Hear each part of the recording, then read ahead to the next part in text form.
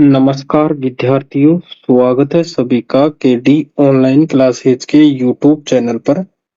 हमारा डिस्कशन चल रहा था टॉपिक वाइज एमसीक्यू, उसी को कंटिन्यू रखते हुए आज हम बात करेंगे जिला प्रशासन की। किसकी बात करेंगे? जिला प्रशासन की। तो पहला क्वेश्चन दे रखा है कि निम्नलिखित में से कौन से कर्तव्यों का निर्वहन जिला कलेक्टर द्वारा किया जाता है? कौन कौन से कार्य हैं जो जिला कलेक्टर के द्वारा किए जाते हैं? सरकारी भूमि की रक्षा करना, भू राजस्व की वसूली, कानूनी व्यवस्था बनाए रखना। यानी ये तीनों ही कार्य किसके द्वारा किए जाते हैं? जिला कलेक्टर के द्वारा। ये तीनों ही कार्य किसके द्वारा किए जाते हैं? जिला कलेक्टर के द्वारा। तो राइट आंसर क्या रहेगा? 1, 2, 3 यानी ऑप्शन डी क्या रहेगा? सही। आगे बात करें, निम्नलिखित में से कौन सा कार्य राजस्थान में जिला कलेक्टर से संबंधित नहीं है? ऐसा कौन सा कार्य है जो जिला कलेक्टर से संबंधित नहीं है? जिले में कानून व्यवस्था बनाए रखना, ये कार्य जिला कलेक्टर से संबंधित है। जिला प्रशासन व राज्य सरकार के मध्य समन्वय करना, ये भी जिला कलेक्टर का कार्य है। जिले की विकास परियोजनाओं की निगरानी करना, ये कार्य भी है। स्थानीय स्वशासन के निकायों के चुनाव की अधिसूचना जारी करना, ये कार्य जिला कलेक्टर का नहीं है। ये किसका है? राज्य निर्वाचन आयोग का। तो राइट आंसर क्या रहेगा? Option D. जिला प्रशासन में एक तहसीलदार का प्रधान कार्य क्या है? जिला प्रशासन के अंदर तहसीलदार का कार्य क्या है? भू राजस्व प्रशासन। क्या है? भू राजस्व प्रशासन। निम्नलिखित में से कौन सा एक कार्य जिलाधीश द्वारा मजिस्ट्रेट के रूप में किए गए कार्यों में शामिल नहीं है? जिलाधीश द्वारा मजिस्ट्रेट के रूप में कौन सा कार्य नहीं किया जाता? कौन सा कार्य नहीं किया जाता? कोषागार व उप कोषागारों का पर्यवेक्षण। कौन सा कार्य? कोषागार एवं उप कोषागारों का पर्यवेक्षण। आगे बात करें, उपखंड अधिकारी एसडीओ सामान्यतः होते हैं।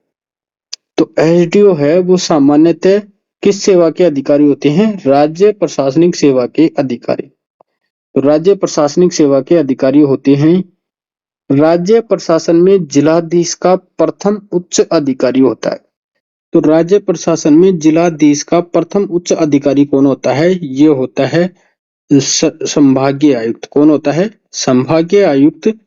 जिला दंड नायक के रूप में जिला कलेक्टर की शक्तियां हैं।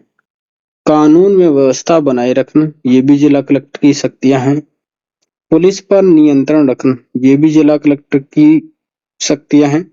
विदेशियों के परिपत्रों की जांच करना, यानी उनके वीजा की जांच करना, ये भी जिला कलेक्टर का कार्य है। भू राजस्व एकत्रित करना, भू राजस्व एकत्रित करना, ये जिले कलेक्टर का कार्य है, लेकिन दंड नायक के रूप में कार्य नहीं है। तो राइट आंसर क्या रहेगा? 1, 2, 3। कौन सा? 1, 2, 3। निम्नलिखित में से कौन सा कार्य जिलाधीश का नहीं है? जिलाधीश का नहीं है। कौन सा कार्य नहीं है? तो आयकर का एकत्रित करना, ये जिलाधीश का कार्य नहीं है। आगे बात करें, जिला कलेक्टर वह दूरी है जिसके चारों ओर जिला प्रशासन घूमता है, उसकी कई प्रशासनिक भूमिकाएं होती हैं। निम्नलिखित में से कौन सी उससे संबंधित नहीं है? तो कौन सा कार्य जिला कलेक्टर से संबंधित नहीं है? उपखंडों का सर्वोच्च अधिकारी। आगे बात करें, जिला प्रशासन का वर्तमान स्वरूप सर्वप्रथम प्राचीन काल में किस युग में दिखलाई देता है? तो कौन से काल में दिखाई देता है? ये देता है मौर्य काल के अंदर। आगे बात करें, प्रशासनिक दृष्टि से जिले को विभक्त किया जाता है। प्रशासन की दृष्टि से जिले को किस में विभक्त किया जाता है? उपखंडों के अंदर। किसमें? उपखंडों के अंतर्गत। उपखंड अधिकारी निम्नलिखित में से कौन सा दायित्व नहीं है? उपखंड अधिकारी का निम्नलिखित में से कौन सा दायित्व नहीं है? तो कौन सा दायित्व नहीं है? जिला प्रशासन को दिशा निर्देश देना, ये कार्य किसका नहीं है? उपखंड अधिकारी का। तहसील मुख्यालय पर द्वितीय श्रेणी के कार्यपालक दंड नायक के रूप में काम करता है। द्वितीय श्रेणी के कार्यपालक दंड नायक के रूप में कौन कार्य करता है? ये करता है तहसीलदार। कौन करता है? तहसीलदार। पटवारियों की नियुक्ति किसके द्वारा की जाती है? पटवारियों की नियुक्ति किसके द्वारा की जाती है? राजस्व मंडल अजमेर द्वारा। किसके द्वारा? राजस्व मंडल अजमेर द्वारा। 1 नवंबर 1956 को राजस्थान के एकीकरण के समय संभाग नहीं था। तो कौन सा संभाग नहीं था? अजमेर। खरीफ और रबी गिरदावरी के दौरान स्थल निरीक्षण करना व सत्यापित कर रिपोर्ट करने का दायित्व है। तो ये दायित्व किसका है? पटवारी का। किसका दायित्व है? पटवारी का। राजस्थान में 19 जुलाई 1997 को 32वां जिला कौन सा बनाया गया? 19 जुलाई 1997 को 32वां जिला कौन सा बनाया गया? करौली। कौन सा बनाया गया? करौली। आगे बात करें, भारत में जिला कलेक्टर का पद कब व किसने सर्जित किया? भारत के अंदर जिला कलेक्टर का पद व किसने सर्जित किया? तो ये पद सर्जित किया कब? 1772 के अंदर वॉरेन हेस्टिंग के द्वारा। किसके द्वारा? वॉरेन हेस्टिंग के द्वारा 1772 के अंतर्गत। राजस्व विभाग का सबसे निम्न अधिकारी कौन होता है? राजस्व विभाग है उसका निम्न अधिकारी कौन होता है? तो ये होता है पटवारी। कौन होता है? पटवारी।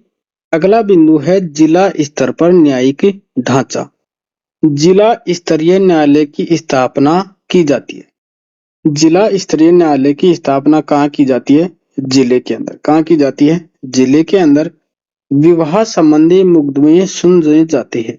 विवाह संबंधी मुकदमे सुने जाते हैं। कहाँ सुने जाते हैं? जिला न्यायालय के अंदर। सत्र न्यायालय के निर्णय के विरुद्ध अपील की जा सकती है। सत्र न्यायालय के विरुद्ध अपील कहाँ की जा सकती है? तो ये की जा सकती है उच्च न्यायालय के अंदर। कहाँ की जा सकती है? उच्च न्यायालय के अंदर। राजस्थान में राजस्व मंडल की स्थापना कब की गई? राजस्थान के अंदर राजस्व मंडल की स्थापना कब की गई? 1956 के अंदर। कब की गई? 1956 के अंतर्गत। अधीनस्थ न्यायालयों के निर्णय के विरुद्ध अपील सुनी जाती है। अधीनस्थ न्यायालयों के निर्णयों के विरुद्ध अपील कहाँ सुनी जाती है? ये सुनी जाती है जिला एवं सत्र न्यायालय में। कहाँ? जिला एवं सत्र न्यायालय में। यदि कोई जिला सत्र न्यायालय किसी को मृत्यु दंड दे तो इसकी पुष्टि आवश्यक है। यदि कोई भी जिला न्यायालय है किसी को मृत्यु दंड दे दे तो उसकी पुष्टि कहाँ आवश्यक है? तो उसकी पुष्टि कहाँ आवश्यक है? उच्च न्यायालय से। अधीनस्थ न्यायालयों के गठन का प्रावधान कहाँ किया गया है? अधीनस्थ न्यायालयों के गठन का प्रावधान कहाँ किया गया है? संविधान के भाग 6 के अंतर्गत। कहाँ किया गया? संविधान के भाग 6 के अंतर्गत। जिला न्यायाधीश की नियुक्ति कौन करता है? जिला न्यायाधीश की नियुक्ति कौन करता है? राज्यपाल। किसी अनुच्छेद में जिला न्यायाधीश की नियुक्ति के बारे में प्रावधान किया गया है? कौन से अनुच्छेद में जिला न्यायाधीश की नियुक्ति के प्रावधान है? तो अनुच्छेद 223 में। कौन से अनुच्छेद में?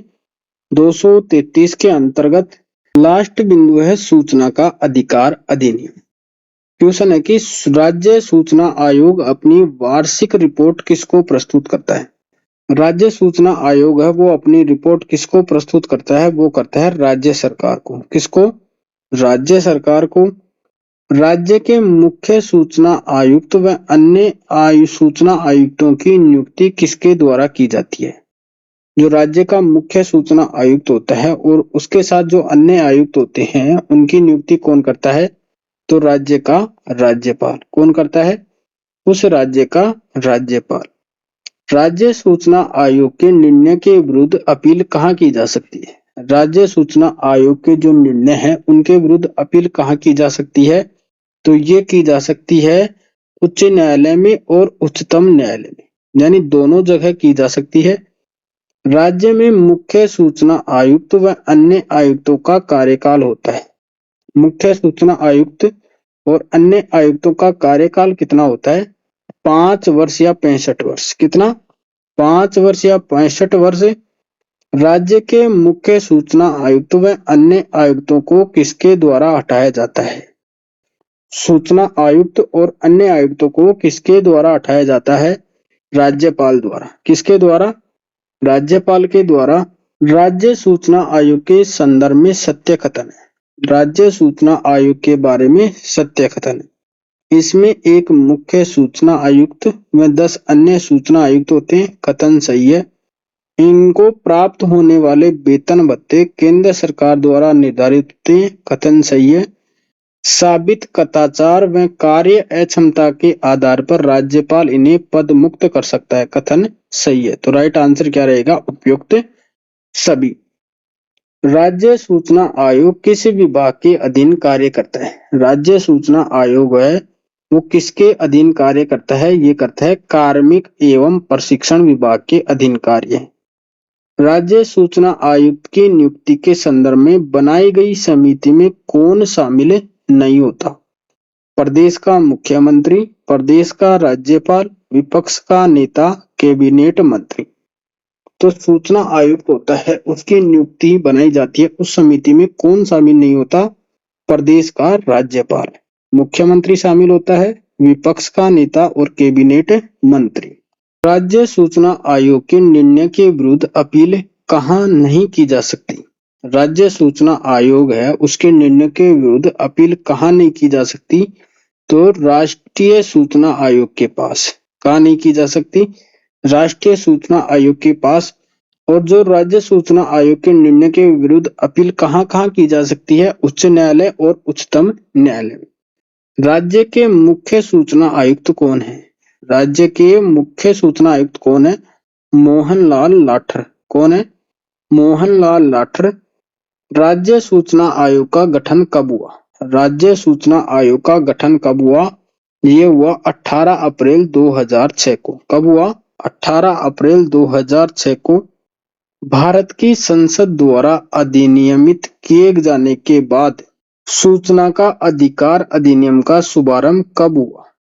भारत की संसद के द्वारा अधिनियमित किए जाने के बाद सूचना का अधिकार अधिनियम कब शुभारंभ हुआ? तो कब से शुरुआत हुई? 12 अक्टूबर 2005 से।